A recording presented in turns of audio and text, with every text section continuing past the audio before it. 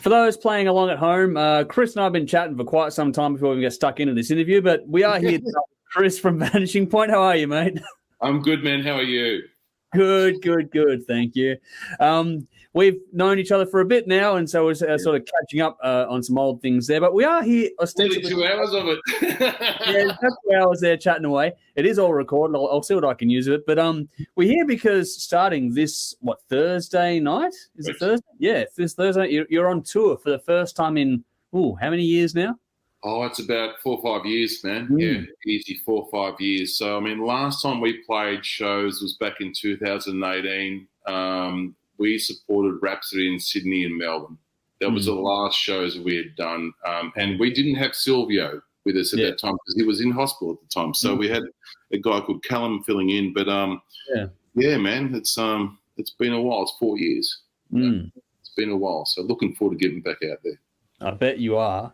And this is all in support. This is all in support of your cracking album, Dead Elysium, from back in 2020 now. If you haven't heard that album, please unfuck that. People, go and check it out. It's brilliant. One of the best albums of that year. But you are playing May 19 at Suki Lounge, May 20 at Stay Gold. These are both in Melbourne or Victoria, I should say, because Suki Lounge is in Belgrave. May 21, Enigma Bar in Adelaide. Then you've got May 28, The Bright Side in Brisbane. June 3, The Basement in Canberra. Then June 4, Crowbar in Sydney. So you've jammed a few things. I'm glad you got the paperwork in front of you, because if you're going to ask me what dates were, I would have just gone, oh, fuck, I don't know. I know we're going there. It helps to have that little bit of information there, I reckon. So. But you are just about to launch this tour. So, yeah, I guess, what are you looking forward to, and how are you feeling about getting back out on the road after so long? Feeling good. Pretty pumped to get out there. Looking forward to seeing all our friends and fans, more or less. It's been a long time. And, as you said, Dead Elysium we released in August 2020. So, it's like it's a weird type of situation, whereas we feel like we're doing a tribute to the album, you know what I mean? Because it's like so long after it was released. But we're really looking forward to getting out there and seeing all friends and fans and playing with the bands. I mean, after 2 years of pandemic lockdown, we're just stoked to get out there. So whether there's 10 people, 100 people, 200, 200,000, I don't care. We're going to play. We're just hanging to get out there. It's going to be good fun.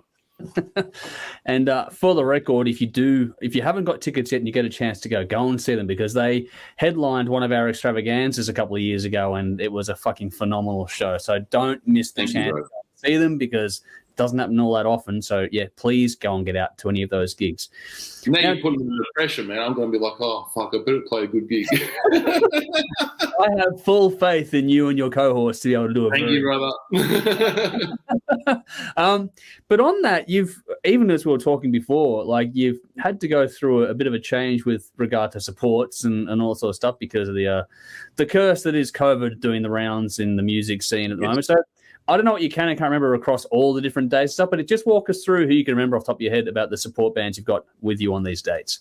So, okay, yeah, sure. So basically, originally Black Magic said we're going to do the first 2 shows with us in Melbourne for the Suki Bar, Suki Lounge in Belgrave, and Stay Gold in Brunswick in Melbourne.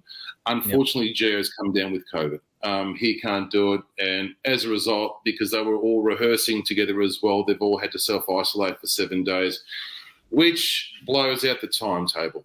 I got a call from Henny yesterday morning around about 7:30 in the morning saying, bro, we can't do it. Gio's sick with COVID. He's just got the test back. He's sick. He's not good. I spoke to Henny and Gio, via text message today, just to let them know, hey, everything's okay. First and foremost, make sure you guys are right. Everybody out there is wishing him a speedy recovery. It is what it is. You know what I mean? These things are to be expected, I suppose, in the climate. So we will catch up with them in the future and do some shows together. Yeah. That's going to happen.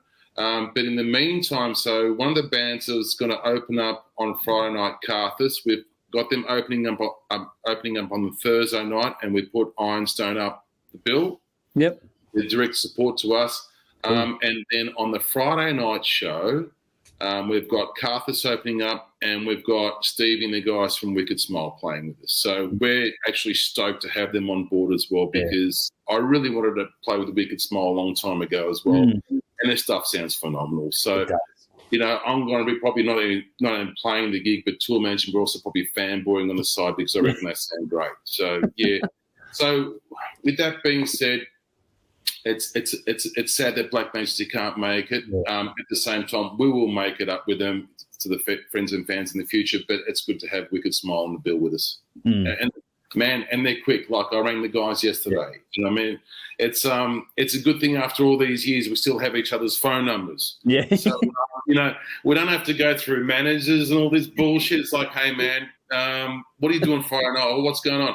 Want to play a gig? Oh, get in touch with the guys, and within like 20 minutes, it's like, yeah, we'll do the gig. Sweet. Nice. Yeah, it's a fair replacement. Actually. it's a pretty good replacement to get that because their album and EP from last year and I think the year before, they're both fucking phenomenal. So they're absolutely awesome stuff. I mean, Stevie always puts out good stuff anyway, so it's not a huge shock. But that all-round, all-star cast and that band is going to be a very good fill-in spot for Black Majesty anyway. So it all worked out well. Yeah, we're wrapped to have them on. I mean, Wicked Smile guys, and I mean Stevie particularly as well, you know, with the team he's got there, they know how to craft a song, and we believe that we do so as well. So it's good to have a band, you know, with us like Black Majesty as well, but especially with the Wicked Smile, who have really catchy songs, and I'm really looking forward to seeing them because over the pandemic, I didn't get a chance to see them. So I'm keen. Just walk us through, because you are managing this tour as well as playing on it and doing all this stuff as well. So you're a very busy man when it comes to this thing. Yeah. And obviously, you know, it's hard in the current climate to get these things right. Just how challenging has it been to put this together? Because you've had this basically in the works since the album in 2020 and you had to push it out, and you're finally here. And how much work has it been to get to this point? It's been a lot of work, but also a lot of liaising with people like Bailey and the guys from Destroyer Alliance, the booking agent. So they put a lot of it together, and then there's the to and fro, like, yeah, this is cool, let's do this, these days don't work, or this is just too unattainable. Because unfortunately, you know, with Australia, you know what I mean, like we've had this tyranny of distance between cities. There's a lot of space, you know what I mean, and sometimes we can't get to certain places. Like we got messages on their Facebook saying, when are you guys coming back to Western Australia? Well, unfortunately, this is too expensive at the moment to do that. But, you know, working with a booking agent and then, you know, seeing what bands are out there. And I've like got in my mind as well that, you know, I like seeing the younger bands out there to give them a shot, because it's what happened to us when we were younger. You know what I mean? So it's important to not only play with mates of ours and bands who are well known, but also bands like Carthus who are up and coming, bands like Ironstone and all that. Guys who just want to get out there and give them an opportunity. And so it's an ongoing thing. You're looking upon it from a sense of organising the logistics and also having it to a point where you also have to delegate some of the tasks out. You know, a lot of bands will tell you that it's not always everybody in the band that does everything. There's always one or two guys who predominantly do everything and, you know, make the shit work, you know. So I'm the guy who's organising rehearsals. You know, for example, we've got a new rig that's coming up, so organising leads, and the leads were too short, so back to the place to get new longer leads made up and all that. And thankfully, my wife is actually very proactive and helps with that too. Lately, Silvio's been really busy with his work, you know what I mean? So I've said, okay, well, if we've got merch sales, and we have had quite a few merch sales, well, then I'm off to Australia Post, posting them, talking with people, liaising with people, then talking with the bookers of the individual venues, input lists, stage plots, technical writers. Then there's booking flights, booking transfer to and from the airport, accommodation, making sure even small things like, for example, if you're booking flights through Virgin, being an APRA member, that you mention your APRA membership so you can get that extra luggage for your gear, you know what I mean? Otherwise, that will sting you. All these things come into it, you know what I mean? So the next week especially is a busy one for me, it's all the guys, but myself, because the guys, it's like, you know, being in between rehearsals and these dates coming up, they're like, okay, yeah, it's all cool, whatever, but they've got times that the family's with. For me, it's been like, okay, Hanny rang me yesterday, then arranging the changeover because Black Majesty couldn't do it, freaking out and contacting other bands as well. My make it. I'm like, fuck, okay, all right, no worries. Getting that sorted, then delegating things like to my wife to print up, the guest lists. Yeah. The band times that are on stage, the merch list, what we're selling, all these things. It's not it's not a really easy operation, but the thing where I'm lucky with is when it gets to the shows is I've got the guys helping. I'm lucky. And I've sent out the emails to all the bands basically explaining how I work. I like to have fun. I like to have a laugh. I like to have everybody on time and prompt. If I'm saying to you, loading is at 4:00, don't send me an email like, the day before saying, oh, can we get there at 6:00? Because it's not going to fucking fly with me. It's just not going to happen. 4:00, no exceptions. That's the way it works. Yep. So that's how it is. It's busy, but it's good fun. It's stressful, but it's good fun. What I'm looking forward to is just playing to our friends. I'm really looking forward to just meeting up with everybody that we haven't seen for 2 years. You know what I mean? There's a lot of people we haven't seen for 2 years, so it's just going to be good to say good day. It really. I think that's probably the main contributing factor why we're doing this. Some people say to us we're crazy for doing it, especially just soon after the pandemic. We're just like, fuck, let's give it a go. We won't try. It's the third time it's been, rescheduled. Freeze. Let's do it. Take it while you can. You're this close now, so hopefully, fingers crossed, everything goes smoothly between now.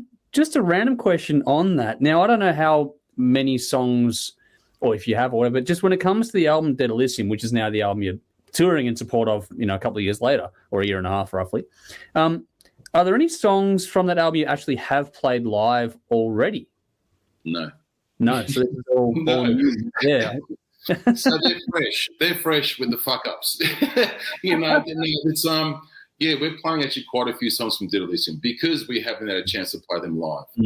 But we've got some of the oldies thrown in as well. We've got some songs from Embrace the Silence thrown in, some songs from the fourth season, of course, and Distant as the Sun as well thrown in. So we've got a nice little mishmash there, but the primary focus this time is on playing the songs from the Dead Elysium album because nobody's had a chance to see them live, In the future, I suppose people will want us to play stuff from Tangled in Dream and all that, what have you, but right now, no, Dead Elysium. We're doing a tribute to the album. You did, you did put a post up on the band page a little while back, just basically asking for what people wanted to see played live. Was there? What was there a clear top runner for you? But also on top of that, how often were songs from the new album mentioned in that little request pool there? A lot, but also there was a lot of songs mentioned that I don't think we've ever even played live. Like one of the songs was "Live to Live" from the Embrace the Silence album, which we've never played live. Wow. Even somebody wanted us to play, or they were saying, "I'd love to see Vanishing Point play our version of Pink Floyd's On the Turning Away," which we did. Oh man, we did that wow. I think it was like 2000, like 22 years ago. And we literally, that song, we went into the recording studio back at Palm Studios in Ardea when we recorded and Tangled in Dream album, and we recorded that version like 4 hours. I even had an old clock, like watch that had this button, you press the button, it goes, the time is 3:52. So I pressed it, and that was like, and it went through the microphone and actually ended up on the song.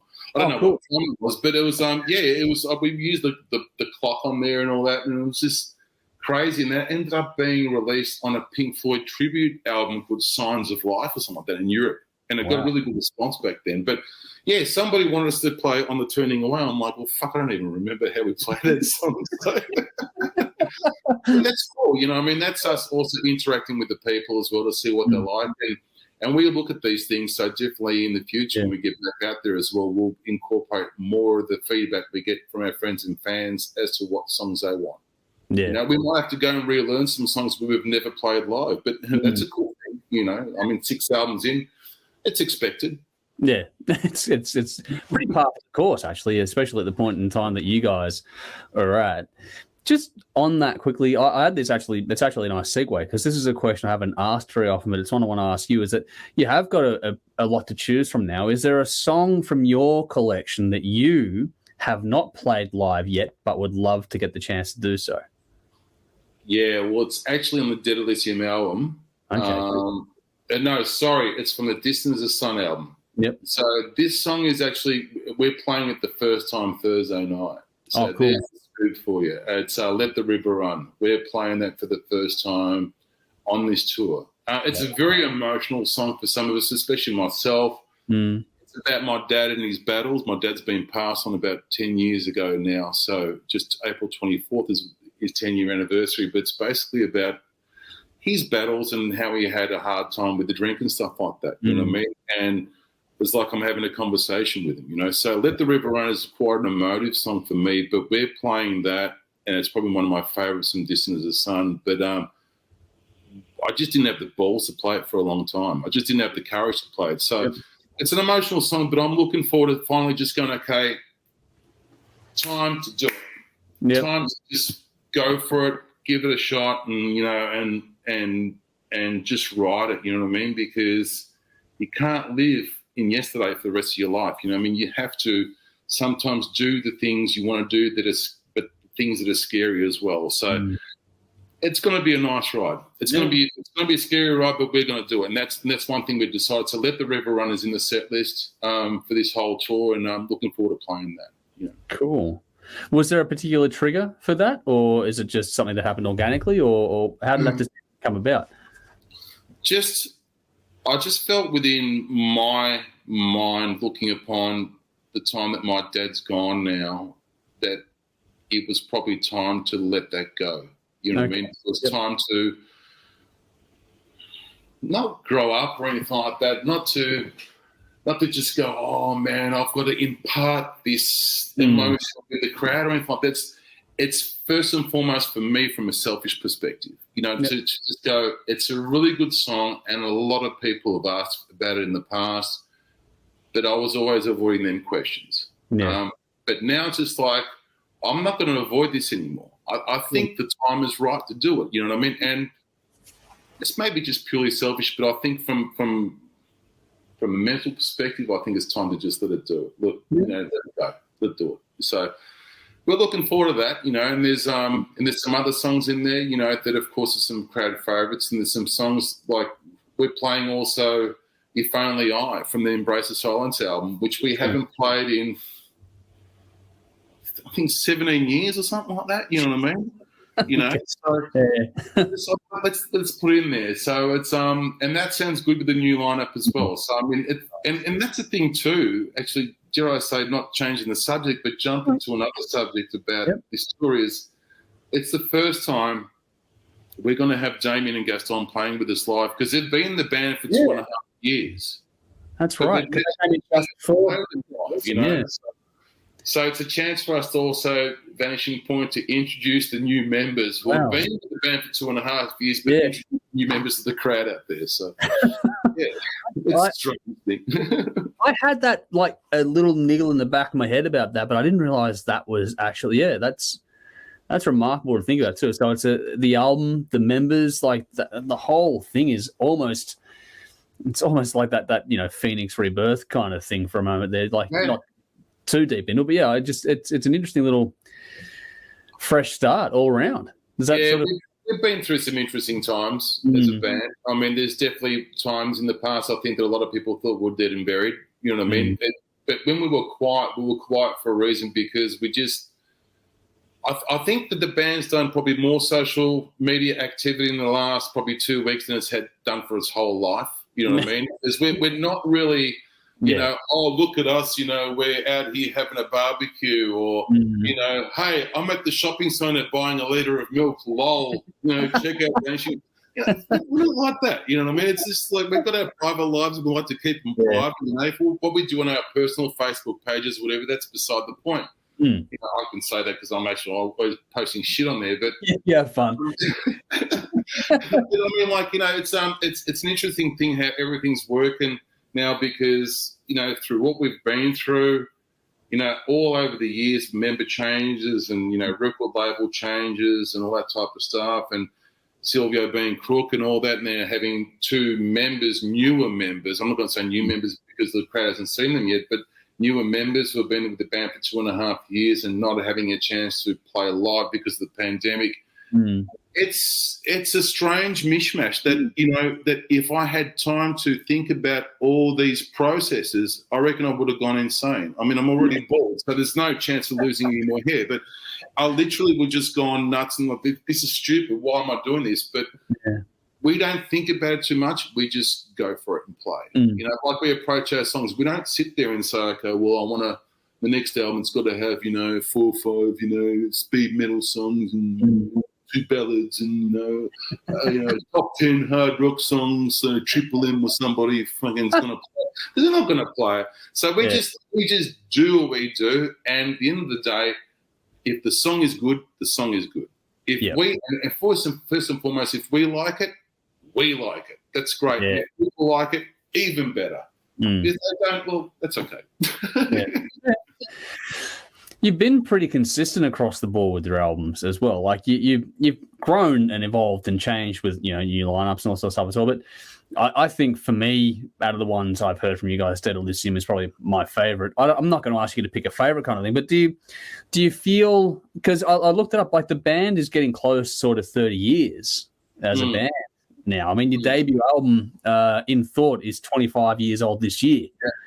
So you're going back a fair way here. What do you think has been the biggest, not the lesson learned, but sort of the biggest, is that whole thing where we were talking earlier about, age and giving less fucks as you get older and all that kind of stuff too, but the whole, the go for it approach, that just whatever happens, is that sort of different now to what it used to be? And how much has that sort of impacted on things as the years have gone by? Oh, that's a good question. Basically, when we were younger and single, we didn't have families, it was more a case like, we're going to Europe. We're going. I mean, I remember 2001, I went to Europe with, I think, about $600 in my wallet, and I was going to Europe for 4.5 months. Who the fuck does this? You know what I mean? But I did it, I got my mum some money when I was over there because I was pretty stuffed up. But I mean, we did the Gamma Ray tour. We just went for it, and then we had opportunities after 2001 to actually relocate to Europe. There was a lot of talk about us relocating, but some of the guys already had partners there and they were getting really serious, so that didn't eventuate. With that being said, I met my wife in 2002, so it was okay, and things have turned out great. But we still are very serious about what we do to a degree. I mean, like, we enjoy creating songs, but we still like having fun. You know what I mean? Like, we take ourselves seriously, but not seriously to the point where we're a full-time business, because we're not. Because we all have day jobs, we'll have families, we'll have bills to pay. But when it comes to the music and playing, we always try to progress and push a little bit with Vanishing Point, but it's not ever been a conscious thing that we have to change our sound or anything like that. It's always been, hey, let's make good songs, and if people dig them, we've got a great vocalist in Silvio, and he's actually really easy to write for. Like, I've got to say, as a songwriter, he's the easiest guy I've ever found writing for. So I'm lucky in that sense. I'm lucky in the sense too that I'm playing with a bunch of guys who are relatively open-minded, and they've got the balls to say to me, Chris, that idea is really cool, that shit. You know what I mean? Yep. That's fine. You know what I mean? And I think that is what's important after all these years. And I've learned that, when we were younger, we were fucking driven, and there was a bit of ego involved. Now, man, I mean, I'm turning 51 in August, man. There's no ego. I'm just out there to have fun. You know what I mean? I'm not a fighter. I'm a fucking hugger, mate. You know what I mean? So if somebody pisses me off, I'll tell them, you know what I mean? But, it's more or less a case of just getting out there and having fun. And I don't know how we've done it for so long. I think that because we haven't been consciously thinking about it. Yep. And we haven't consciously let ourselves be let down by the opportunities that we've had and the opportunities that have gone. We've just gone with the flow. I mean, look, between Distant as the Sun to Dead Elysium, there was 7-year gap. You know what I mean? We had Silvio in the studio and both his parents passed. We had Silvio, sick in hospital. also his parents had passed on, and that was a crazy time. Normally, a band like that would just go, that's it, it's done. Yeah. But we already had the album virtually finished. We had the album finished since, 2017. No, sorry. Album was finished 2018. Wow. But because we were waiting on Silvio to finish off vocals for a couple of songs, we had to wait. And then eventually, truth be known, Andrew, is we released the album one song short. So there's still one song out there where the music's been recorded. Wow. But Silvio didn't get a chance to sing that song because he ended up being sick. So the last song he did in the studio was Free, which was live. But truth be known, he really gave that his all in the studio. I was there witnessing it, and he was going for it, man. And he didn't blow his voice out then, but I think that probably was like whatever was going on with him probably led him to go in the hospital as well. Yeah. So we're fortunate we captured an amazing vocal experience, vocal moment there, which is immortalised in the album for people to hear. But yeah, like looking back on it, it's like maybe we pushed a little bit too hard, but it is what it is. You know what I mean? We're lucky that things have worked out how they have. I mean, I've been in the band now going on, I joined in 97. So after In Thought originally was released, I joined the band. And then I wrote In a Piece with the band, and then the album was re-released, and then we did Tangled in Dream, and that was released in 2000. So, yeah, it's 25 years now. And I've loved every minute of it, don't get me wrong. Amongst all the pain, the heartache and the sweat and the blood and tears and, being broke, whatever, I've loved every moment of it, and I plan on keep on doing it. I enjoy it. It's what I do. It's what we do. We have, That's cool. Well, on that, because I know that you've been busy behind the scenes during lockdowns and everything else writing away, we were talking before, you got a fair bit sort of already underway for more to come in the future. So how is the writing going at the moment? I know there's a lot of songs sort of sitting there kicking around. So how is that going? And what's, obviously it's a very different time to write, or it has been the last couple of years anyway in particular. So how has that felt, and what do you think has been any sort of, not to quote unquote shift, but just the differences in how you've done it this time versus, the way you've done it before? What that whole process over the last couple of years and how much has come out of it? There wasn't so much, sorry, just clear my voice. There wasn't so much of a different way of doing things. It was more or less the opportunity to do more because of lockdown. So, like I write a lot of music here at home, which funnily enough, I haven't written much in the last 2 months. But that's okay because I'm slowly getting a lot of ideas in my head. And I know when the tour finishes, I'll probably just like lock myself in my room for like a month, not a month, a week or so, and I'll do stuff. But during the pandemic, there was a lot of ideas coming on. And I actually share a lot of my ideas just with my Instagram, friends and, fans out there and stuff like that. Some of them sound cool, some of them sound shit, but it's more or less like I found that if I didn't do something at that time, and I would have been watching Netflix all the time, would have driven me batshit crazy. So did a lot of music with the guys as well. Like, we were doing Zoom calls and stuff like that. So there was always a communication about, okay, hey, these are the ideas I've got here. What do you guys reckon? So because we were all at home, we had time to, have a listen to the tunes and it's like really delve into them. We've never been overly analytical about our music. Like it should have this, section here and it's got to have, this type of crescendo and all that bullshit. It's not like that. If the song flows, it flows. We do have some progressive elements in our music, but I wouldn't necessarily call us a prog band. I just call ourselves like a melodic metal band with some symphonic prog elements. But basically, during that lockdown period, it gave me an opportunity to write a lot. And I mean, Silvio disagrees with me. He reckons I've only got an album and a half's worth of material. I reckon we've got close to about 3 albums worth of material. I mean, it's just stupid when you think about it. I mean, there's 3 albums worth of material, but it's a good thing to fall back on in case we have writers like it's like, well, there's a tune here. You know what I mean? But I mean, I'm lucky where rarely get writer's block. Yeah. I don't sit there consciously also saying that I'm going to write a song today. Yeah. Like some tunes I come up with could take, a couple of weeks from in pre-production mode, from the intro to the end of the song and all the stuff going on and me writing the orchestration, whatever. It could take 2 weeks. And sometimes it might take overnight. Like the song on Dead Elysium, The Fall, I wrote that overnight. It was about 3.5 hours of work.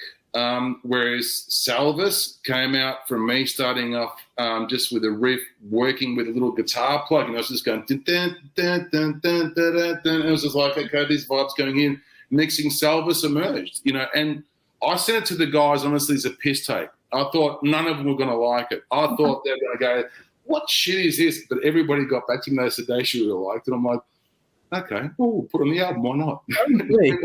So, hey, cool, It's, music's a beautiful thing. As a songwriter and musician, I love the journey that I have with it. That I don't know where I'm going to go with it. I just go with the flow, and it's always been that case. Have you had any songs? Being a prolific writer, obviously not everything goes through all the way, but I've always found that even when I was writing myself, that you'd have something you'd get halfway through, whatever else, or 90% done or 10% done, and then you'd pick it up a month later, a year later, a decade later, and you'd go and finish it off then. Has there been any sort of songs that jump to mind for you that have, been those really long-term ones where you've started somewhere and then for some reason it's clicked all this time later and gone, actually, this would work well, or even just a moment of a song? Is there anything I hope that makes sense, the question I'm asking. Yeah, no, I get where you're coming. Yeah, actually, not really that much, but there was one exception. So basically on the Dead Elysium album, I'm just trying to think the name of the song. Actually, it was Free. So Free, I originally had it as bullshit, crappy, possible Japanese bonus track song. Right? That was the name of the file. Yeah. Right? And then we're looking at the songs, for the Dead Elysium album, and we got recording in the studio, and we thought, okay, this is going to be cool to record for a Japanese bonus. So we started recording it, and of course the Japanese release didn't happen because of COVID. But then when we were in the studio, it just wasn't gelling. So it was that old song that was creeping in, but then we did a lot of work and changed in the studio and worked it a bit. And it's actually the dark horse for me. You know what I mean? It's like the song that I've just gone, oh, man, that's come out way better and way differently from what I imagined, And Silvio's got this saying. He will always say, no song is finished until it's recorded on the album, which is true. Because, there's been times where I've presented the song to the guys, and the other guys have put some ideas forward as well.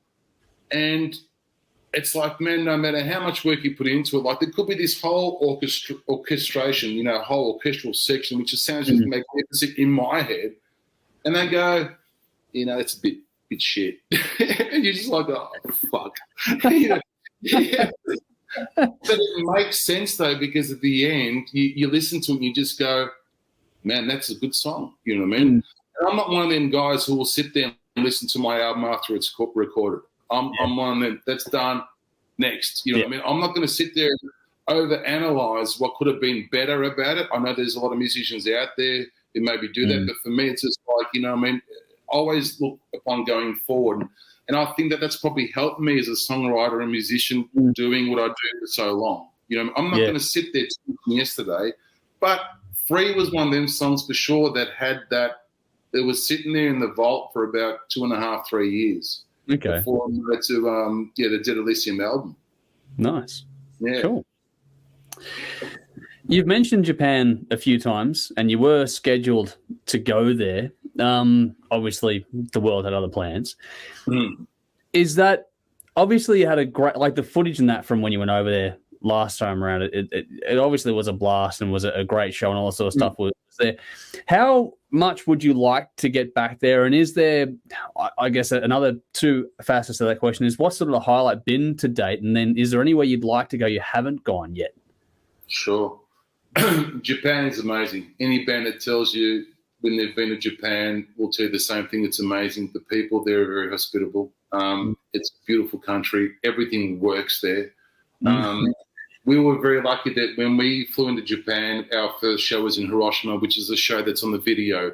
We didn't even know there was going to be a video crew there. You know, we didn't know there was going to be a video crew recording that gig. And we were just like, oh, no. But a lot of people have enjoyed that video with all its imperfections and all that, and us trying to speak to the crowd, especially myself speaking to the crowd, thinking I'm saying thank you, but I'm actually saying oishi, which actually means delicious or something like that, which is just so but, hey, it's okay. That is the imperfections of the band. But so we had a really good time in Japan. The people were amazing. We sold out Tokyo, our first show at Tokyo, the club there. We sold that out, which is awesome. We played, so that tour we played in Hiroshima, Nagoya, Fuji, Osaka, I think it was, and then Tokyo. Wow. And Hiroshima as well. So it was an amazing tour, and like I got to see Mount Fuji from a distance, and I got to ride in the fast train. So the geeky part of me was just like sitting there going, "Oh, this is awesome!" I'm looking at the speed limit of the train; it's like traveling at 375 kilometers an hour, and everything is so smooth. And I'm looking at all the different, little towns and the prefectures, how they grow their vegetables, how everything's just like perfectly aligned. I'm just going, "Oh man, this is amazing!" And that's how their approach is towards bands touring there as well. Everything is thorough. Wow. The shows are early. Like, it's normal that we go on stage around about 6:30, 7 o'clock, and by 8:30 we're finished. And then after that, it's like, come party, let's go have beers. And if they the promoters want to take you to all the restaurants there. And what's meant to be an early night ends up being a late night, and you normally get sleep on the fast train, on the bullet train the next day. But Japan's amazing. I'll have to go back there. And it's only like a 10-hour flight from Melbourne anyway. Places I'd like to play. We've played a lot of Europe, I suppose, probably from, a nostalgic perspective for myself, being from Polish migrants who came to Australia many years ago in the early 60s. I'd love to play Poland one day. We've been close to doing that several times in the past, but just never happened. So that would be nice because I've got a lot of family there. Yep. I've heard South America's amazing. Okay. I'd love to get back to America. We played Prog Power there, and that was an amazing experience. So, look, we've played a lot of places, and I think we've had a lot of great experiences from every one of them. So we'd love to, revisit those places in the future. We'll see what happens. I mean, it depends. I mean, the whole world could end up having another pandemic. Who knows? But what we're doing right now, we're just we're taking it one day at a time and letting perspective kick in and just being grateful for what we have. And we're grateful that we've got the tour coming up. And, and if everything smooths out in the future and we can go overseas again, we'll be keen to do that. As long as finances allow and there's interest for us to go there, we're on it. We'd love to do it. Beautiful. Well, from old, let's go to something more new. And you got a new bunch of merch that you have. You've mentioned it before, but you've been plugging that a bit as well. So what's on offer for those that want to chip in and if they do see you or they can't go and see you now, if that's one way they can support you as well? What sort of merch is on offer now, you guys? Well, I'm actually, this is a scoop. I'm bringing out my first and foremost Chris Porchenko anti-coriander cookbook. It's where every recipe you fucking just napalm the coriander with like a fireplace or petrol. I reckon people had a bullshit I can come up with on the spot. It's amazing. So we've got a couple new shirts coming out, or we're actually already out there. So we've had the Red Phoenix, which is quite symbolic with the band, for a long time. So that was a really good seller previously. So we repressed that. We've got another shirt which has got a whole lot of elements on it, which looks really cool. We've got our first Vanishing Point beanies. We've got our first Vanishing Point patches. Because everybody wants to have their battle jackets now. You know what I mean? It's like all the old dudes, it's like, getting out the battle jacket that's, the patch jacket, which has got the old accept, back patch on it and stuff like that. And they go, well, why don't you guys have the back patch or something and then a little Vanishing Point patch? I thought, fuck it, we'll get them made. And they're selling really well. I was like, cool. You know what I mean? So I might even get myself a back patch a jacket one day just to put the Vanishing Point patch on. No others, but just the Vanishing Point patch. You know? Just to go against the grain. You know? Yeah. Might have an anti-coriander thing on there as well. I'd say you got to have someone that's going to just say "fuck coriander," like. Oh, look, man! If we ever go back to America. Because there's people over there. I'm convinced if we get the opportunity to play Prog Power again in the future, I'm sure those wicked bastards over there are going to throw bouquets of fucking cilantro/coriander onto the stage when I'm playing. I'm convinced, right? Because one of my friends in America said that to me. He goes, "You've opened up a whole, hornet's nest." So. It's all in good taste, but and we got also a new hoodie. Sorry, well, not so much for you. Oh man, look, it's.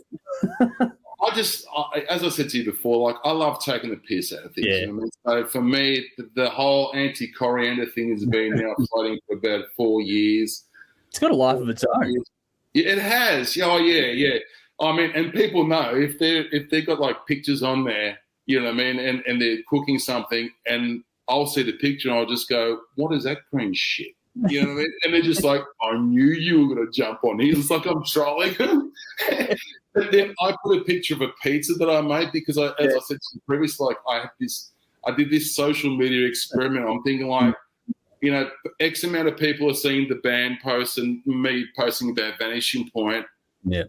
But it's not reaching that many people. People know about it, but not as many as I thought it would be. Yeah. But fuck it, post a picture of a pizza that you've made. Yep. And it goes viral. You know what I mean? It's just stupid, and it's a pizza that I've made with pita bread. Of course, somebody will write, "I'm waiting for the coriander comment in 3, 2, 1," and it always happens.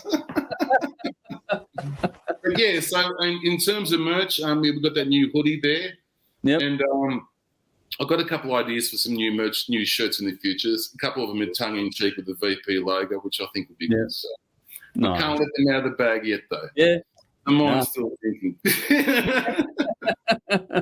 Well, keen to see much more from that side of you guys. Now that it must be sort of exciting, but also a bit of a relief to have the whole cycle going. And so you got the album, which has obviously been out, but now you can go on tour. You got merch kicking over again. Does it feel like the gears are turning and that whole thing's getting on? Yeah. Yeah, absolutely. It feels like it's gaining a little bit of momentum. For the small scale that we are, it definitely feels like it's gaining momentum. It's feeling like things are happening a little bit again. You know what I mean? Yeah. In terms of like overseas interests or anything like that, or speaking with a record company, we haven't spoken in a long time.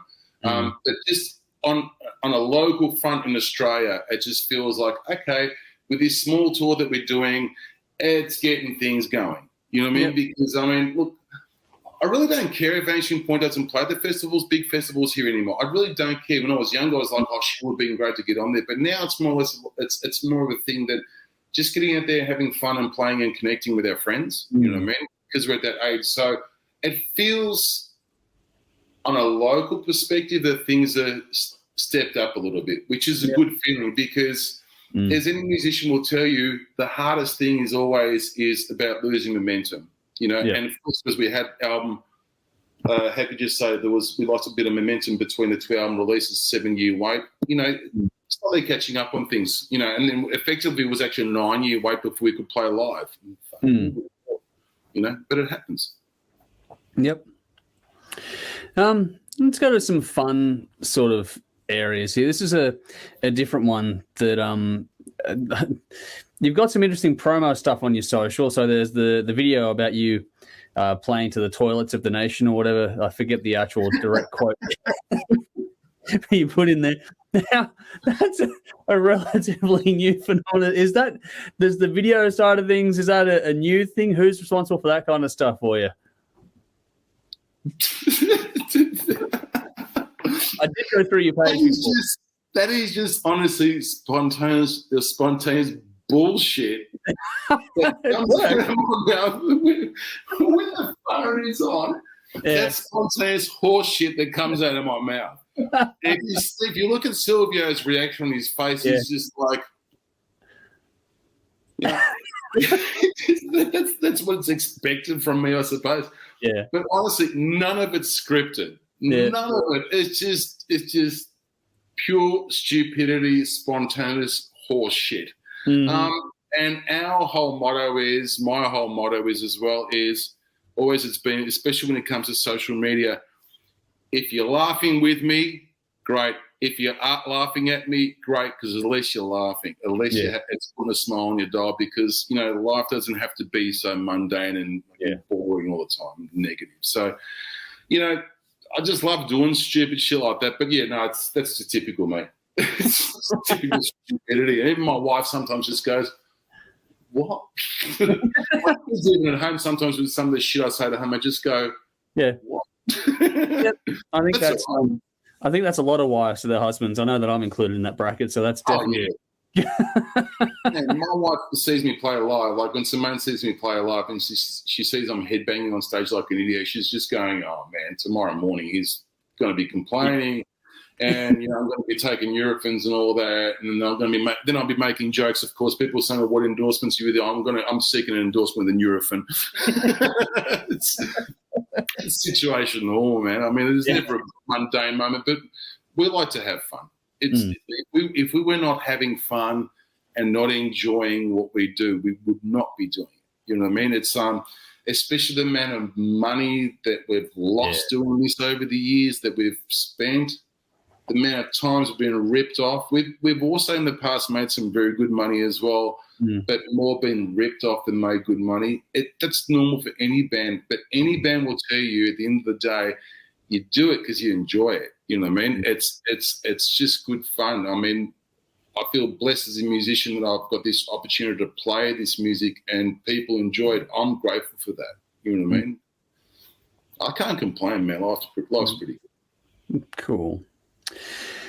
Just to change tack, something I'd like to get out of you is, what is a all-time classic album you go to, just to have something to put on? What's that album that, you know, you walk into your collection, the first one you're going to reach for? What is that one? That's a really hard question, because I listen to a lot of genres of music. I love metal. I mean, if anybody said to me, okay, what's your favorite heavy metal band? I'm like, well, how long's a piece of string? You know what I mean? It's everything from Iron Maiden, Number of the Beast, Scorpions, Blackout, Dokken, you know, Tooth and Nail, to Back for the Attack, then to death metal, you know, Emperor, you know, Non-Equilibrium album, then something from Opeth and At the Gates, Door of the Soul, then to something like Tori Amos. I love a lot of different styles, but there's one CD that I love listening to, is basically Yanni Live the Acropolis. That's probably one of my favourite albums. Okay. Yep. Yeah, it's an instrumental album. It's live. It's a great album. Yeah, nice. That's like, it's a good ride of it's a good wave ride of emotions there with what he's playing. I love that stuff. Yeah, but I listen to everything from Celtic music to, sometimes it's a good pop song, I'll enjoy it, and classical music to metal, death metal, prog metal, black metal, whatever. If it's good, it's good. You know, I enjoy it.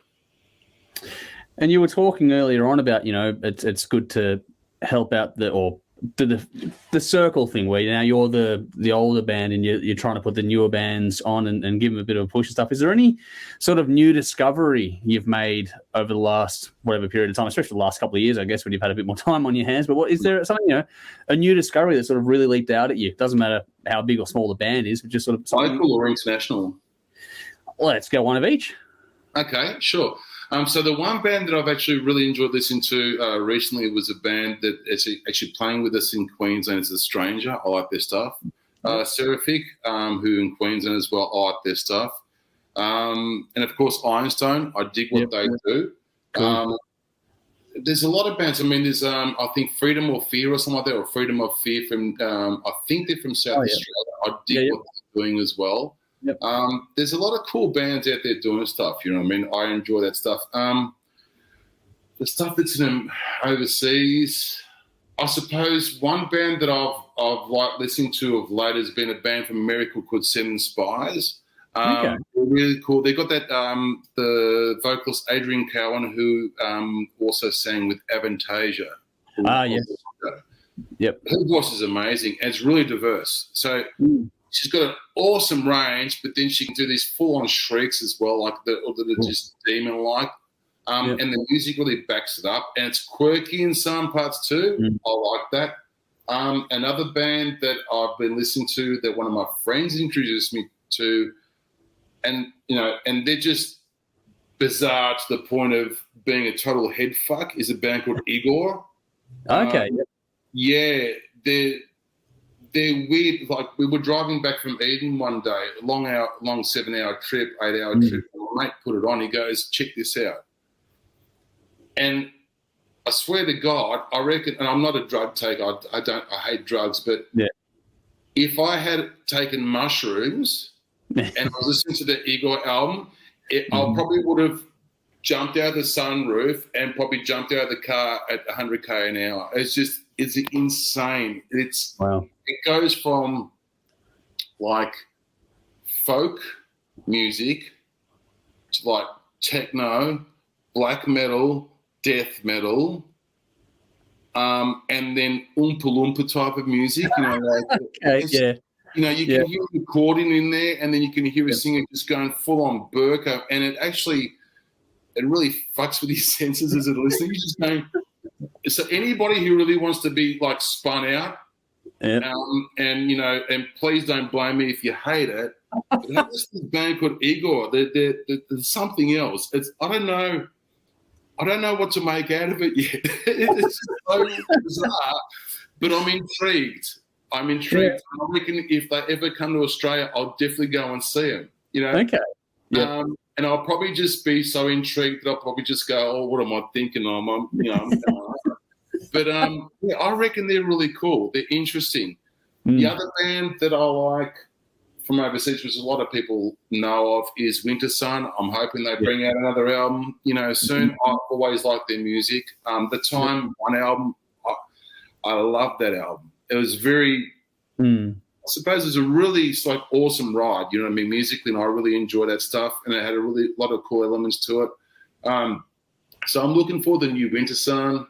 I'm looking forward to checking out the new Evergrey soon as well. There's some cool stuff out there, and it's good that post-pandemic now, or we're saying post-pandemic because who really knows, but there seems to be this window at the moment where it's giving a chance for bands to get out there and tour or release their music. You know what I mean? So it's a good thing.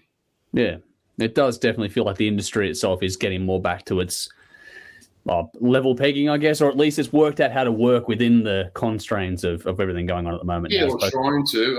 I think the fact of the matter is that it's trying to. That's the main thing. That's good. You know what I mean? It's not defeated as yet. You know what I mean? So, and hopefully we're making that turnaround from the dark side of it. We're good at making a U-turn now and going towards more positive scenery, more or less. Time will tell. Time will tell. All I can say is to the people out there, you know what I mean? Like, if you dig what we do, come out to the gigs, because we probably won't be playing for another 6 to 7 months, because after this tour, we go back into pre-production for the album. So, come out and come and say good day. Love to see you. Well, just on that, before we get on out of here, is there anything else on top of that you'd like to say to your fans? Yeah, man, we've been talking so long that my computer has got 5% battery life, you fuck. We're as bad as each other. And looking at and we're going, what? Yeah, 5%. No. What do I want to say to the people out there? Oh, man, there's so many things I could say. I suppose, thank you very much for sticking with us. You know what I mean? Thank you very much for enjoying what we do, and to the people like yourselves also in independent media. You know what I mean? Thank you for sticking by us as well, because without you guys, we're nothing. You know what I mean? It's like you guys, I've always enjoyed watching you guys on Channel 31, and I always tune into you also your live stuff as well.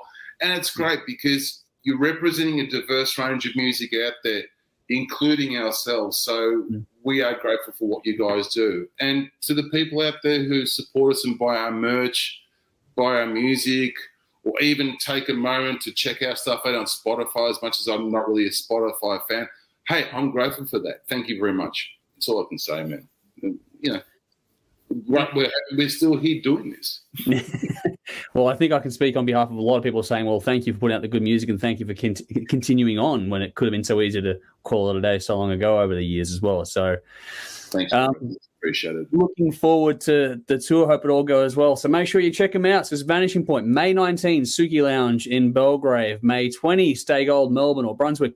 May 21, Enigma Bar, Adelaide. May 28, The Bright Side in Brisbane. June 3, The Basement in Canberra. June 4, Crowbar in Sydney. And there's a lot of dates there. Go and get your tickets. Make sure you get in on it. Don't miss this chance because, as Chris said, they don't do this very often and it's been a while between drinks. So make sure you get out there this time around and go and check them out. After this tour, man, I'm off to the physio. Yeah. We were talking about that before as well. So that's probably going to be a thing for us both at some point. Genuinely, all the best. I hope it's an absolutely roaring success and that you have as much fun as you're hoping to have on the tour Absolutely. as well. And anything we can do in the future, let us know. But otherwise, all the best with it. And we look forward to new music in the future as well. Thank you very much, Andrew. Much appreciated, man. And thank you for all the listeners for their support. Thank you. No worries.